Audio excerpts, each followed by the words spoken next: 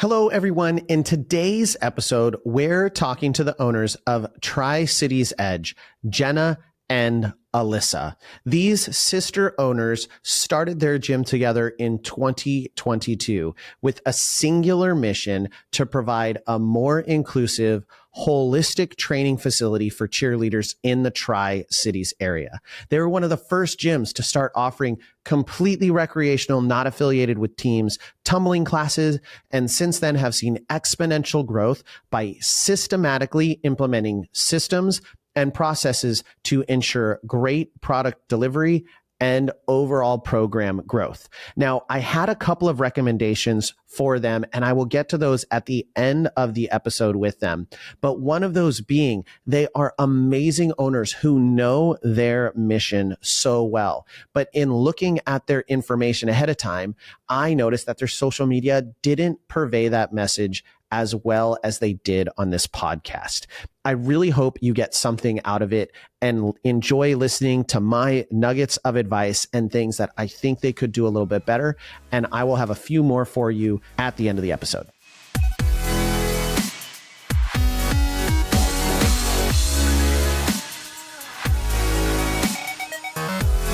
Hello, everyone, and welcome to another episode of the Cheer Biz Podcast. I am sitting down with my good friends, the two owners of Tri-Cities Edge. They are from just north of me in Washington. When I say just north, I mean a decent drive. But we see each other relatively throughout the year at competitions and things like that. And I'm super excited to have them on because I have known them from when they coached to now when they've owned a gym. So I've seen them grow in this industry and in the sport. And so I'm going to read their bio and then I'm going to let them talk about themselves a little bit and dive into that even more so you guys really know who they are. So Tri-Cities Edge, founded in 2022 by sisters Alyssa Mendoza and Jenna Wolf, is the area's first full-service cheerleading gym built on inclusivity and community.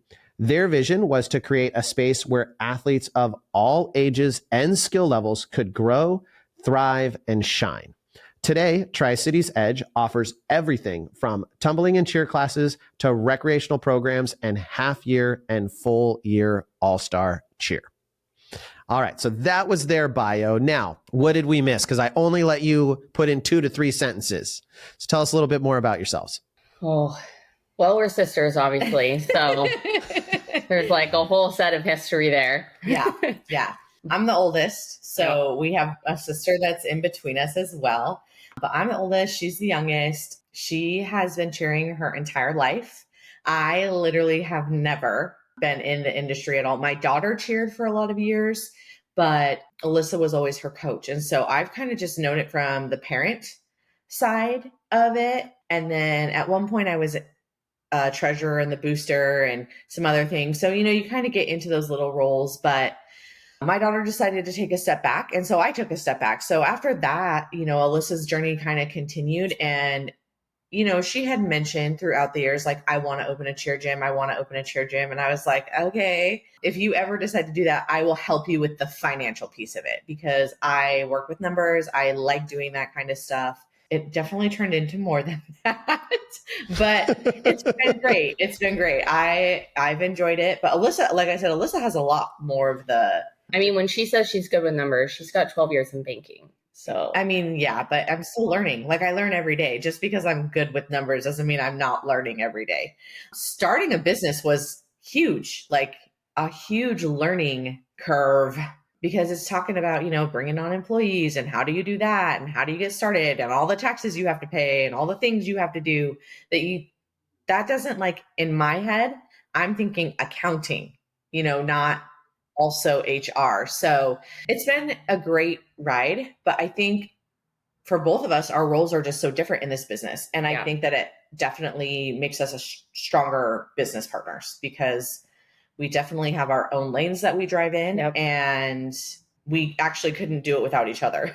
Yeah. There's no way I could do this without her. So I grew up in gymnastics and got recruited to an all-star cheer gym when I quit gymnastics, because why not?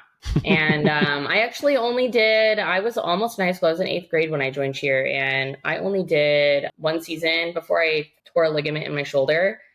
And when I tried to come back, it didn't go very well. And I had a really influential coach and owner in my life at that time who, when I couldn't come back, gave me a job. So, and I wouldn't be where I am today without that position, because she really believed in what I could do. And I fell in love with coaching like at that moment. I was a teenager. So I coached for a lot of years, mostly cheer. I dabbled in gymnastics a little, but I always knew I wanted to open a youth athletics facility. That's something I've known I wanted to do. I went to college, got my business management operations degree specifically to open a business. And then realized she didn't like that aspect of the business. No. But as many cheer coaches do, we'd rather be on the mat with the kids. Yeah, and I get that. I like pieces of the business. She does. I do like running the operational side. Yes. That's where my strength is running the operational side. I don't love numbers, for sure. I don't love numbers at all. And then I got an opportunity near the end of 2021 to open in the absence of another facility. And I showed up at my sister's house and said, guess what? We're opening a gym. Is that literally what you said? You just said, guess what? We're doing it? Well, it was kind of a running joke for a couple years. I actually went through a phase where I knew I was coming to the end of my coaching career. And I needed to do something different. And there wasn't at that moment an opportunity to own. And so I was thinking about going into professional choreography or, something else, going the event producer route, getting on somewhere in there. But it was a running joke for a lot of years when I knew I wanted to open a gym that we were going to do it together. And then it kind of fell in my lap. So yeah, I showed up at her house and I said, I want to open a gym. Let's go. You said, let's go. You said you do it with me. So, and then at first she said, I'll help. And then, she was a full owner before we actually opened. Let's be real. Yeah. Before we opened our doors, it was a done deal. Yeah. So that first year was rough. We had a lot of uphill battles that we had to climb. Yeah. We ended up having to build a program from scratch, like scratch. 13 kids. We started with 13 elite athletes, and then we built our tumbling program, our cheer class. We have a cheer class program. It's kind of a rec program that just teaches just the cheer basics for different age groups. Yeah. And now we've moved on. That second season, we moved on to the half year program. Was that the first? We did everything the first season? Yeah, we might have started everything the first season, but we literally had to build the program from nothing. So it was a strenuous first year for sure. I just knew I wanted a whole service cheer gym. That was my biggest thing, is we are in an area with over 300,000 people, and we are saturated in cheer, which is great. There's a lot of opportunity for all-star cheer in our area, but there was nothing outside of full competitive club cheer. That's the only thing that was available. And I knew, like, from day one, what I wanted was somewhere where anyone could come. So if it's like a fun 45-minute weekly class, that's your immersion into the cheer world, then I want to provide that. And then the full elite competitive all-star as well, and everything in between. So like every single kid in all of the Tri-Cities, Washington and surrounding areas has an opportunity to come here, regardless of circumstances, restrictions, anything. They could come and they could put cheer in their life. Cheer was such a defining part of my life, even though it started very late in my teenagehood. I knew for a really long time I wanted to offer that as much as possible to as many kids as possible. Okay. So tell us a little bit more about, you mentioned Tri-Cities has around 300,000 people in it, and that it's saturated with cheer. So tell us a little bit more about Tri-Cities. And so just so I can confirm, when you opened, there were no other gyms that offered anything other than full, like, elite competitive cheer. Correct. Like Correct. There was no, like, they sometimes offer tumbling classes to their athletes, but we had no community opportunity for involvement. Okay. How did kids get started then? Like, because you don't just get a level 3 kid walking in off the street. It was a lot. There was I imagine are there youth programs like related to like school cheer? Like, I mean, no, is we it did gymnastics?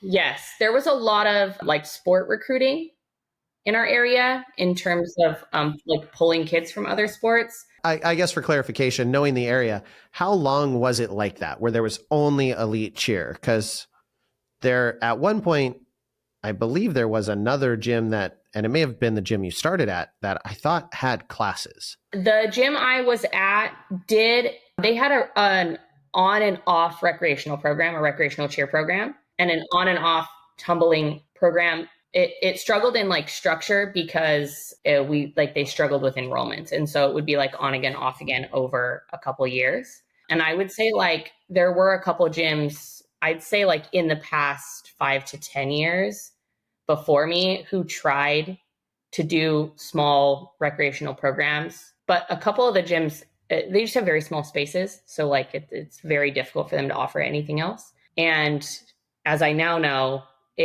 you have to put a lot of focus on it.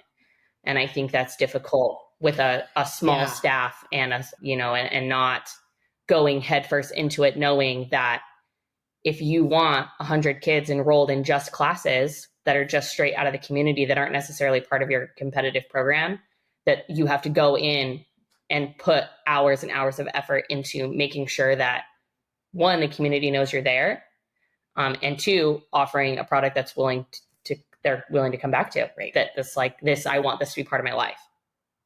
And I think that's been a big struggle in our area. Okay. So let's dive into that. So how have you done that? So you mentioned there's two key components, right? People knowing that it exists. Hey, this opportunity is there for you, and making sure you're delivering a high quality product. So how is Tri-Cities Edge letting people know that this is an available opportunity? What is it that you're doing with that? And how did you focus on making it be a great product that kids not only join, but actually stay in? Mm-hmm. Yeah. So you can retain and grow. Because getting new people is one thing, retaining them is retaining them is a whole different thing. I think we do our share of marketing and advertising and putting the effort forth to making sure that people at least see our name on things as they're scrolling and flipping through the internet.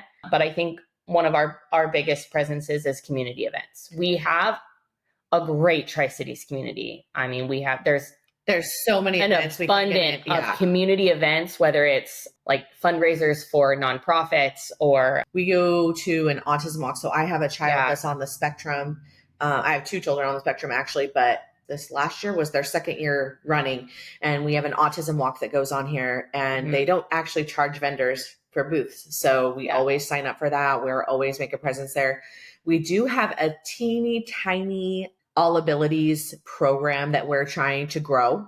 Mm-hmm. And so we definitely try to get out there and meet some of those kids and let parents know that there is something that we offer in the community. We are DDA contracted, which just means parents who have DDA funding can use us for community respite. Yeah. And we came to find out a couple of years ago that we are actually one of like almost no DDA contracted facilities for community respite in our area. Yeah. Any type of like gymnastics or anything like that. So that's been good. Trying to grow that program little by little. We do trunk or treats. Yeah, we do trunk or treats. We do. The buddy walk is a big one for us. 5Ks, big for us. We put booths out at. Yeah, just to get our community presence out there. Finding people who would have never known our name. That's right. Essentially the goal. It's like go find events. We do flyers on cars, Dan. Yep. Oh, okay. Yeah. How many flyers do you guys do? I mean, when we do them, we don't do them that often, but I'll print out like 200 flyers and just go flyer cars. Yeah. I go local public parks and put my flyers on light poles. I mean, anything I can do for someone to walk by and see our name. That's like my biggest thing is like, they can't come in my door if they don't know our name. We're here. Yeah. Yeah. Yeah, absolutely. One of the biggest problems, people don't know you exist. The quality of product, we have been to a few of your next gen conferences. Oh. We did two, we've done two so far. And every time we go, we get more inspiration and we get more clarification And so this last one that we came back from, we really implemented. The first one we ever did, I think the biggest takeaway we took from it was systems. They say it in unison. It literally has been a lifesaver. Like you would never even think that game changer, like writing a system for things yeah, would make that big of a difference. But we literally have a system for everything, for everything, from the way we want our classes taught to the way we train our coaches to the way we do things. And so that first year between programs, between your conferences, we just implemented systems. We like sat down, we did the most important systems first, and then we kind of ran business a little bit. It was like, oh, we need a system for that. Oh, we need a system for that. Oh, we need a system for that. And we just literally wrote systems, which then in turn started my like HR heart up. And I was like, okay, now we need policies. Like we have this policy and this policy and this policy, because it's very important for Alyssa and I, for our staff to understand our expectations, where we're coming from, because that allows us to hire quality staff. We've been very lucky with our staff. We have been, very lucky. We have 12 staff and they're every single one of them is incredible. Yeah, every single one of them. Is that luck, or is that because you have the systems and the processes to create amazing staff? We have a couple of staff that are homegrown. Yeah, we have staff that's homegrown, which is kind of nice because, then those homegrown kids grow up already learning things like the systems and whatever. Our first season, we had a few coaches that have basically built this business with us from the bottom up. And I would say for us, the luck comes in there because they're phenomenal staff. And they started when we had no idea where we were going or what we were doing, or they just backed us. And so that was great. But now I would say it's probably more strategic in how we do things. Yeah. We provide, like when we do interviews, we provide that person with a job description, with a system, with a delegation responsibility, with, so that after they've looked over all of that and they can say, yes, I agree or I attain, then it's easy for us to go back and be like, hey, remember when you read all that stuff? You're not showing up, or you're doing wonderful. It creates an expectation. Yeah, but it also creates an environment where we're getting the right people right at interviewing. Right. So I think now it's probably more just we've put the time and effort in. And then we went to your second one, and I would say, what was our big takeaway from the second? What did we talk? 700 ideas. I know, literally. Actually, I think we focused diligently, one at a time. I think for that one, we really took away a lot of like marketing strategies, a lot of different things that we could do in our gym, such as like the birthday parties and the special, open gyms that we run, or the this or the that. So that was kind of putting in ideas, summer camps, things like that we hadn't been doing. Yep. We just finished our first summer of summer camps and it was incredible. It was really good. So I think just, every time we come, we get something and it's great and we enjoy it and we love coming and we love learning about all the things that we can bring back, because we always bring stuff back. We literally sit for days on our notes. I'm like, all the things. Well, I love that. Obviously, we love hearing that. So you guys mentioned the marketing, right? Getting people in the gym when you're building this rec program, hugely important, and probably got some ideas from conference. But you also mentioned that retention side, right? And making sure that they have an amazing experience and want to come back week after week and month after month, especially when there is no attachment to a team, right? Those team kids, they stay, they're in a routine, it's competition season, but those rec kids, it's harder. Now, I imagine systems have played a big role, but what is it that you did to make sure that you're delivering a superior product for those recreational kids? I mean, it all comes down to experience for me. So if we can provide them an experience that is one, positive, but almost like caters to that once in a lifetime feeling, they're going to keep coming back. So we strategically place our classes at the same times as our competitive teams so that they're watching. When we in our tumbling classes, all of our competitive kids and our community tumbling kids are all integrated into the same classes. So they're all tumbling together. They're all learning together and working with the staff to make sure that we're creating like a progressive curriculum so that it's not super repetitive. It's not something where they'll get bored easily, or in a few weeks, they'll feel like they haven't learned anything new. We have she's brand new, but have had, even in the past, really incredible front desk who, is very welcoming to our customers. Yeah. I run the front desk for the most part. With that 12 years in banking came 12 years of customer service. And I am a huge, huge, huge believer in the first person you meet and see is the person you're going to judge this company on. Yeah. And so for me, it is just so, so important to have that customer service. And I think for a long time, I didn't trust anybody else with it because I know the job I can do. Which we learned. Delegation is important. It is. It is.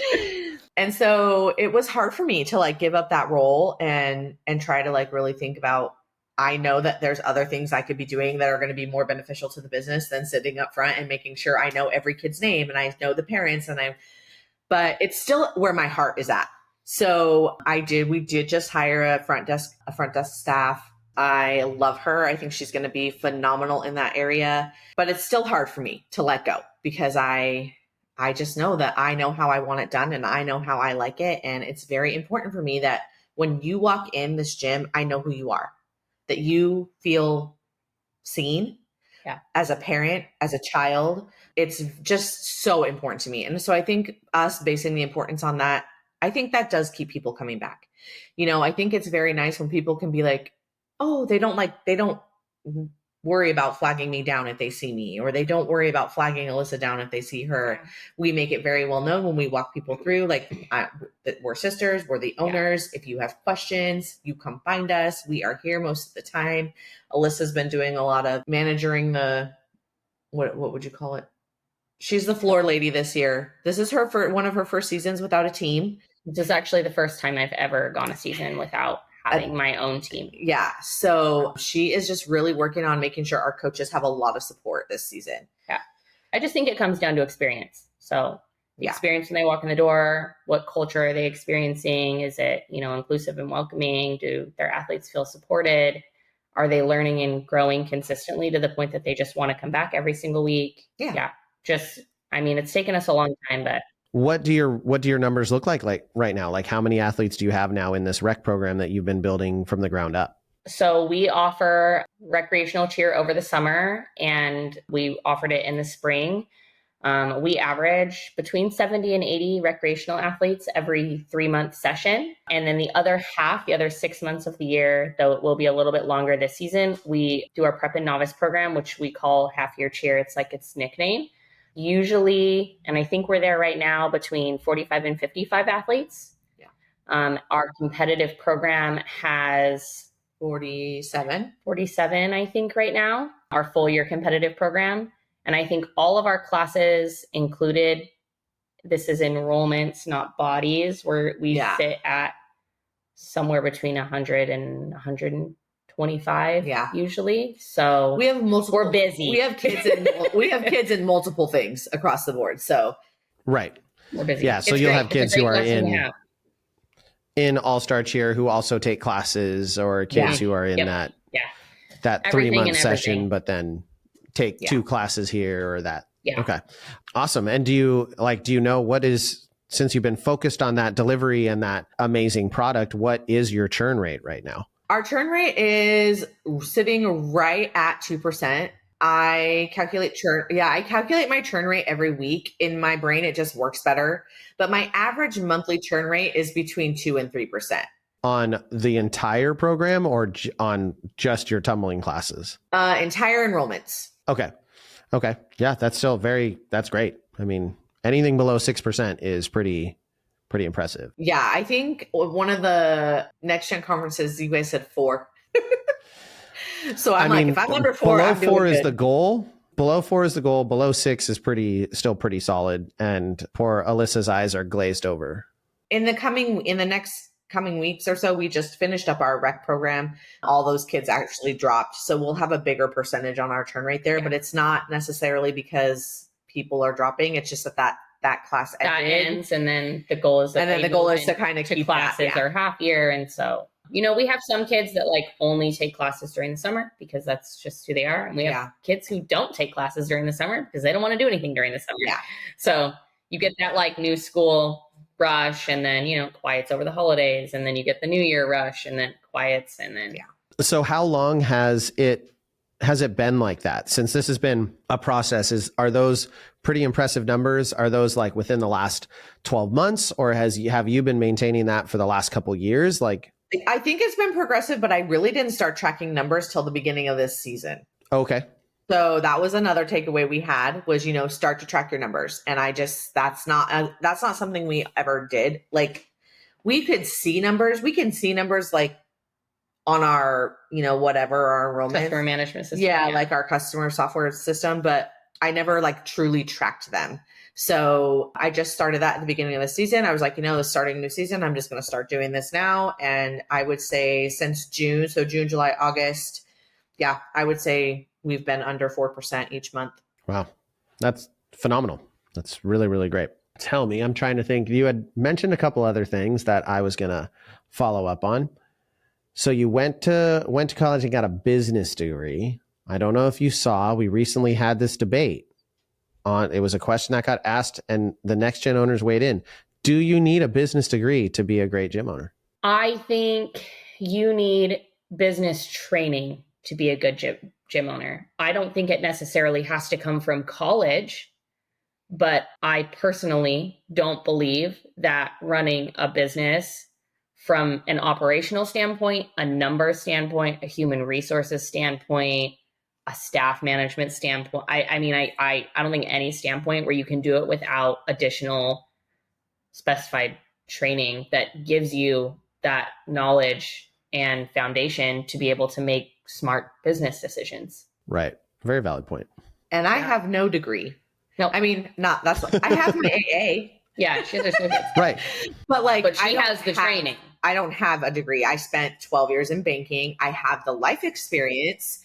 And so I'm a big believer in life experience. Yeah. I think that you can get anywhere without a degree if you're determined enough to put that life experience. But we have sought out training when needed. Yeah. So absolutely. I take training still like on my own stuff. So yes. When our staff grew to a point where we needed a legitimate and just very foundational human resources department, because it wasn't just us and a few people that we already very closely knew. We knew that we needed to expand that knowledge. Yeah. We sought out the training to do that. Yeah. We, as our staff has grown into their roles, one of my staff who started, right on day one with me, who now is a director in my program, we gave her the resources to get the training she needed so that she had the ability and training to be a great leader and make her decision, so I don't know that a college degree is necessarily needed, but I know that that's where I learned a lot about how I run my business. A lot of that came from my degree. Awesome. So you have how many directors in your gym? Just one. One and just the one. Myself. Mm-hmm. Okay. Yeah, we have and so a recreational. How do you split responsibilities? So we have a recreational and prep and novice. We have a director for that program because there are two parts of a whole in terms of 1 year. They don't ever overlap each other. We have a director that runs all of that creatively in terms of, practice systems, designing uniforms, scheduling, choreography. She runs that so that we can keep that full steam, ready to go, picking music, helping coaches pick names, things like that, all of it. And then I run the full year All-Star as the director, and I run our classes as the director of that program. So even though I split it up into different roles, because I think each role has its own set of needs, I'm the director for two of our main programs. And then we have a director for the other part of our program. And she, like I said, she was here day one with us. So she kind of came up into that role organically. And what are the things that you've done to help prepare her to be a director? I know you mentioned giving her resources, but what have you done? Leadership training is part of it. And we meet frequently, talk about each decision we have ahead of us, timeline, and give her the space and the ability to make decisions and mistakes and recover for them and learn from them. She's She's great. Yeah. Yeah. And for the most, she started great. for the most part, when it comes to like training any member of our staff, that's something I do. That's in my lane. Again, I'm a firm believer in customer service. I'm a firm believer in knowing your product. So it's very important for me for the girls to know, we have them all credentialed to at least level 1. So even if you come in as an assistant class coach here, you go through USASF and you get credentialed in that level. Well, level 1 basic. I do one-on-ones with my staff monthly. Those are really for me. The one-on-ones for me are emotional, mental, physical building, where our staff is at, where they want to be, if they're career development, if they're having any problems inside the gym. This year, we're taking on a collaboration ownership. So if you see something, say something. If you see that we need to do something better, if you see that maybe this doesn't work that way, let us know so we can collaborate and figure out how to go about making that feasible for everybody. I do a lot of little things where I'm like, hey, actually this last week, I posted one of your podcasts in my band session that I have with my staff. And I'm like, hey, girls, I want you to listen to this podcast and I want you to give me a takeaway. So I do that kind of stuff weekly or every other week. I'm just really just give them those little motivational things. And I think it's definitely created a culture of trust, because I do feel like when we have problems or our staff has problems, they definitely feel like they can come to us and discuss those problems, which I think just helps for a better overall. Or ideas. Yeah. Or ideas or anything like team collaboration. Love that. So do you have a formal org chart? Like, have you laid everyone out and you know exactly where everyone sits, or is this more just beginning of the season? It's very simple. It's a very simple org chart, because on an operational and financial and business standpoint, me and Jenna pretty much still do most of it. So, and that's part of the reason why I took a step back from coaching this year, so that we could really level things out, be more efficient, so that we could find more areas and opportunities for our staff to grow in their careers. Yeah. But yeah, it's easily the best decision I ever made. I have better relationships with my staff. I even have better relationships with the athletes. I'm able to attend every team's practices. I love coaching. This is obviously, I wouldn't do this if I didn't love coaching, but maybe in the future again. But this year it's been great for me to be able to, on an operational standpoint, really be in the moment with every single staff and every single program. Right. So tell me, how big is your facility? Total square footage.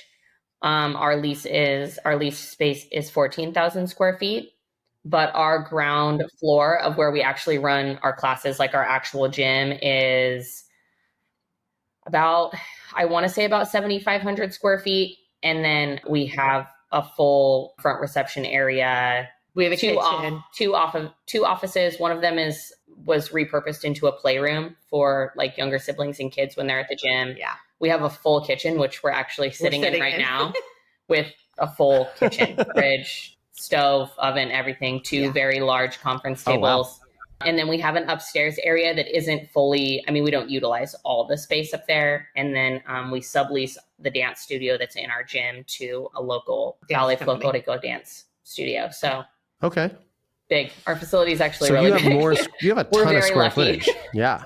And so what do you guys have planned to leverage the upstairs out? Most of the upstairs is storage space. So we are in a warehouse, right? We're in a big metal box. Yeah. And so we have this third level dance floor that's amazing. We'd love to rent out, but it gets hotter than Hades up there in the summer. So we just can't. There's our building was built in the 70s as a machine shop, and it's just progressively transformed into what it is. It was at one point a training facility for baseball and football, and it was covered topped front to back, corner to corner in turf.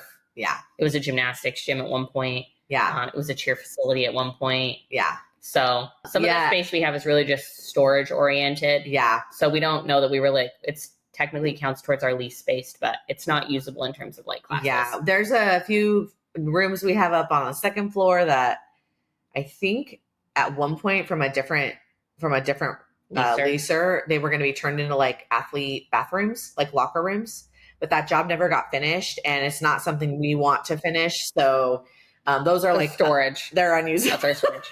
Oh, and we have a full fitness room actually with a weight set, full wall of mirrors, treadmill, and elliptical, which we use for our fitness classes, but we also use in our competitive program for obviously conditioning, continued athlete development, and like if athletes are hurt, things like that they can still continue to work out. So Got it. So do you actually offer fitness classes? Like, we offer well, I guess we offer one right now, but we offer two, and we call it Cheer Fitness. So everything that they do is geared towards building muscle strength and endurance that helps them be better athletes in terms of being a cheerleader. Yeah. So squatting correctly, lifting correctly, short-term endurance, hip flexors, all of it, everything. It's a very all-inclusive class. Yeah, it was. One of my favorite classes, I actually had to teach it last night. Not my forte, but I every once in a while when we have a staff issue, I have to jump in and teach classes. We had somebody out last night sick, so I did teach that one last night, and it was great. I did it. I only have one girl in there showed up last night, so her and I did the class together. I'm definitely sore today. I'll tell you that for sure. We just finished choreography camp with Spirit Effects, so it's a weird week for us. Yeah. So it's a great class. I thoroughly enjoyed it. so you guys have a lot going on in the gym. We have a lot going on in this gym. Busy beavers, and the parking lot's not big enough. There's one thing I wish I could change. It's the size of my parking lot. It sounds like you guys are busy. Like, it sounds like you have we're busy. bodies in the gym. Busy. I actually like to tell people that our competitive program is like 20% of our business. It really is. The other 80% is classes, community. Yeah. Everything else. That's amazing. It probably, correct me if I'm wrong, but it probably is less drama, less issues, less challenge than that small 20% of your business. In terms of that small 20% takes a lot of attention and effort. It's a lot of attention and effort. Yeah. Our competitive program takes a lot of attention and effort. Yeah. It's nice to have the other 80% because those are just fun. I get to those. I can go out and engage with the kids on the floor, and tumbling's great. I love watching. But we have a great funnel. So that helps. We do have a great funnel. That other 80% that we focused on in the very beginning is, it's the reason we are where we are in terms of success, because that's, even though we started with 13 kids, we started with 13 competitive kids and started everything else with nothing. Yeah. But that's all. We put so much of our focus into building the other stuff instead of building a competitive program, because I think it's very difficult to build an all-star elite full year. Give me all your time and potentially so much money, with kids that have never done this before, that those 13 kids were the heart of our competitive program, and they were incredible that first season, but we did not put focus in trying to recruit that program to be bigger, because I have a very firm belief that there's enough room for everybody and we should all be capable of being successful together. And I don't need to recruit to otherwise fill my program. And we've put all of our focus into the other stuff, and it's created. Yeah. Exactly, it's a great funnel. It's great. Yeah, it sounds like it, and it's clearly working, and you've got lots of bodies in it. I'm sure you would be okay if there we was definitely learn every year. Yeah.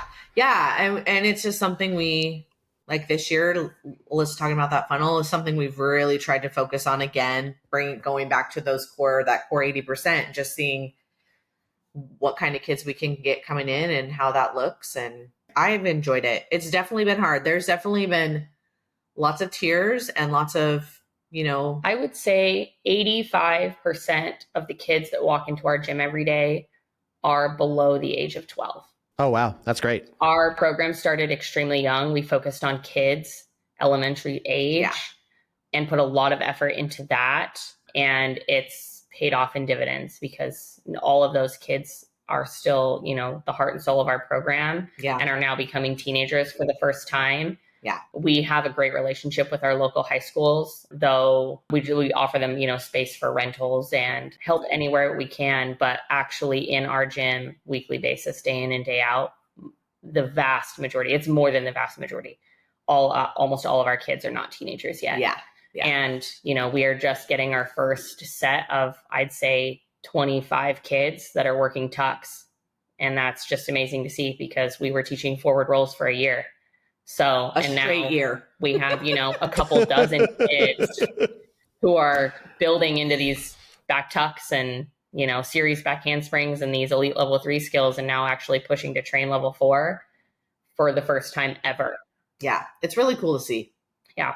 That's amazing. And I love your ground up approach. I think that is it's the best model. It's the only sustainable model is to, you got to find the kids and build them. And from a business perspective, a client who can pay you from age 6 to 18 is a heck of a lot better than a client who's going to pay you from age 16 to 18.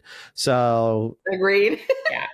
That is a wonderful to have a, 12-year client as opposed to a 2.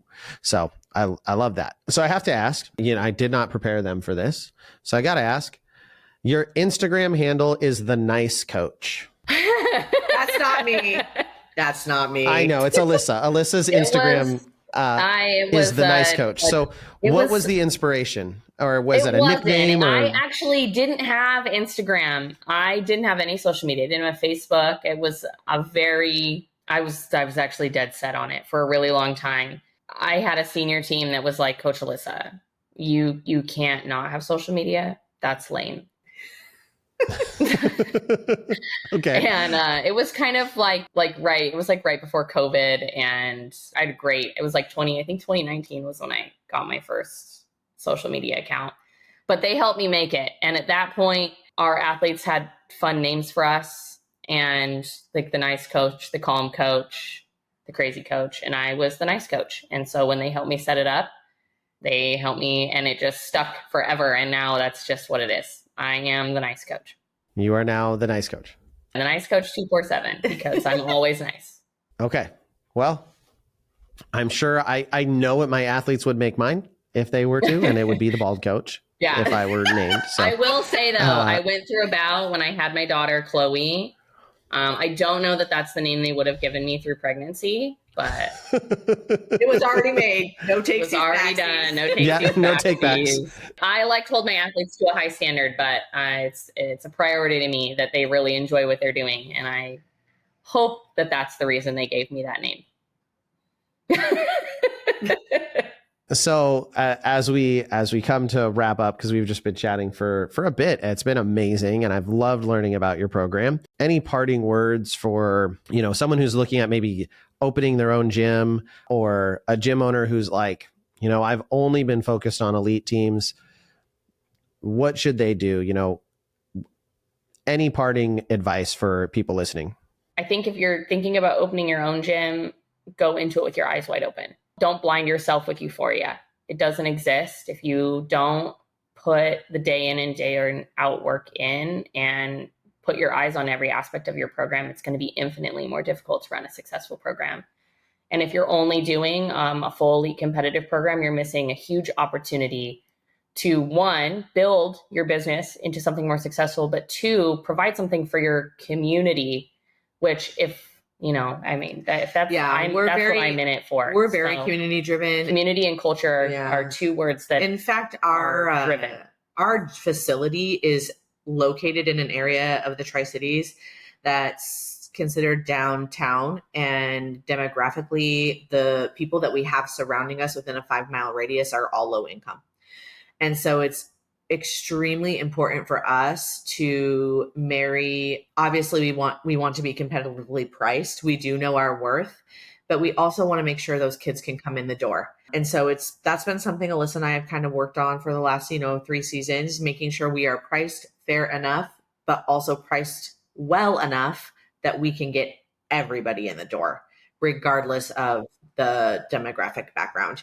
But we both have a bleeding heart syndrome, so it's no. I think just yes. Our advice would be just go in eyes wide open. Yeah, eyes wide open for sure. Make sure take all the opportunities. The opportunities you can. Pair with community. I actually didn't tell her I was going to say this, but Jenna and I actually have a running saying, because Dan, I've known you I don't know how long you've known who I am, but I've known you for a really long time. Dan, we're fangirls. I'm a total fangirl, but it's literally like, what would Dan do? We literally, and I'm not joking. It's a real thing. It is actually. I'm like, that's amazing. Alyssa, thank you. what would Dan do? Yeah. We should really think about this, how Dan would think about this. So, find people in your industry or in your circle or that you can rely on for advice and help and resources and someone that you can reach out to and ask questions. Yeah. Next Gen is great.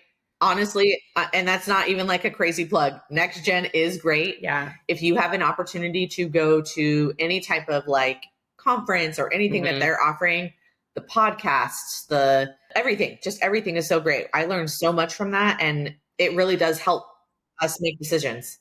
I have two things. One, in regard to Next Gen, I think what's kind of cool listening to you talk about everything that you guys have done is many of the things that you've identified and worked on are things that I would have suggested to you to do. Absolutely. And you've never been, but you haven't, and this is a counter sale to myself. You've never actually joined the academy. Like, you've never had us be your direct coach.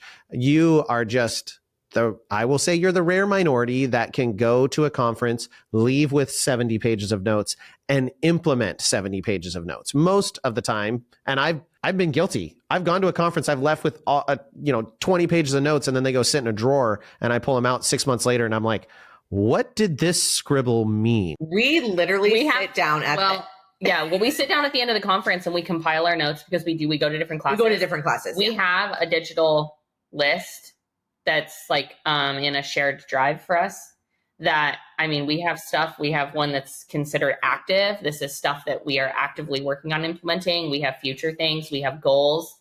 And that's stuff that we revisit and we enter into every single day, because if we have space for another idea to take hold, we're putting it in there. Yeah.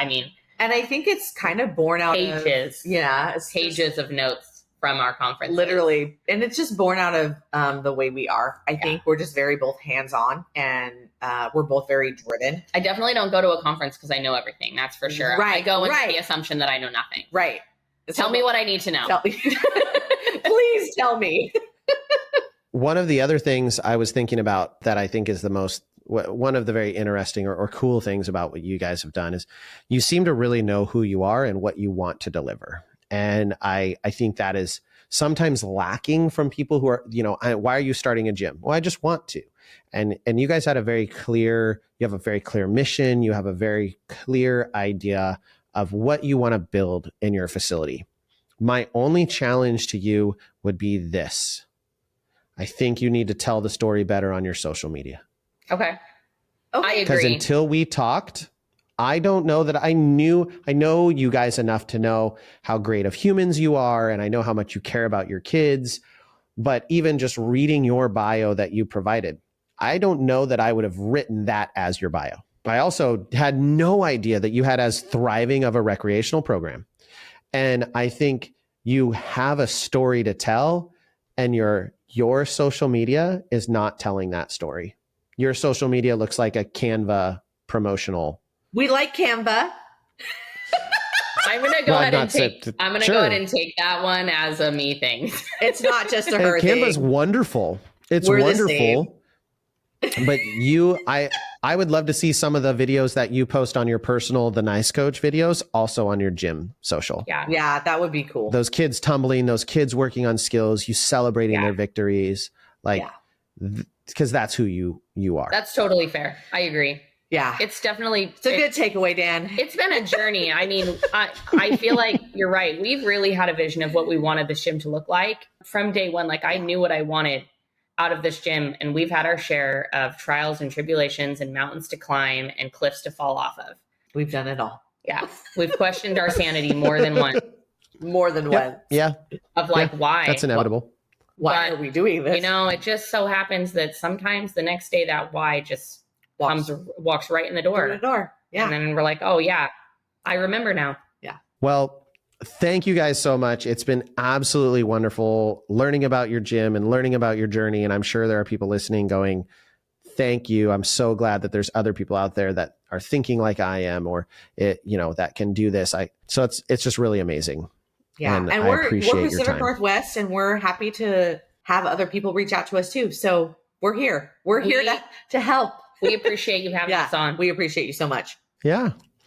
All right, everyone. Thank you for listening. And with that, we will catch you on the next episode. So my biggest piece of advice after talking to Jenna and Alyssa is that they know who they are so well, but their social media and their website doesn't truly convey that. I think they could do a much better job in conveying their very specific mission in their social media. And how I would do that is using more organic posting, more pictures of kids in the gym with great captions, and more videos, more of them even just talking to the camera to show the viewers who they are. I think they can do a much better job of doing that. And if they do that, I think it will make their marketing a lot easier, because the people who are going to be viewing their content are going to feel a connection to them, and they're going to already know ahead of time that they identify with the way that they run their gym. And that is a key critical component and is absolutely worth its weight in gold. And it costs you nothing but the time to create the content. So that's my number one recommendation to them. My other recommendation is to market more, to lean into the social media marketing a little more aggressively once they have built that platform where people can go to their content and start to see and get to know them. Lean into that more aggressively and do more of the things that they're doing well. I think that they can probably improve some of their systems in terms of how they gather leads at these community events. I think it's great to build awareness, but ultimately we want to gather leads and increase conversions when we're going to those kind of events. So whether it be from handing information out or getting people to opt in, having people scan QR codes, I think there's a number of strategies that they could take to grow their lists and then further engage with people on email and social media, utilizing those community events that they're already so good at. And I would also challenge them, if they've done flyers and they've seen good results, don't do 200, do 20,000. I'm serious. Like, go that hard. Do that many flyers, or 2,000. See what you get from that actual sample size. That's going to tell you if it's worth your time. I don't think everyone should do flyers. I actually think they're relatively a lower return. But if you can do 1,000 flyers for $100, but you get 10 customers and each customer is worth, $700 over their lifetime value, then that's a great investment. I would lean into those things so they can actually get more return and more bang for their buck. I absolutely love talking to them. Great business owners, super smart, and their ability to implement is absolutely phenomenal.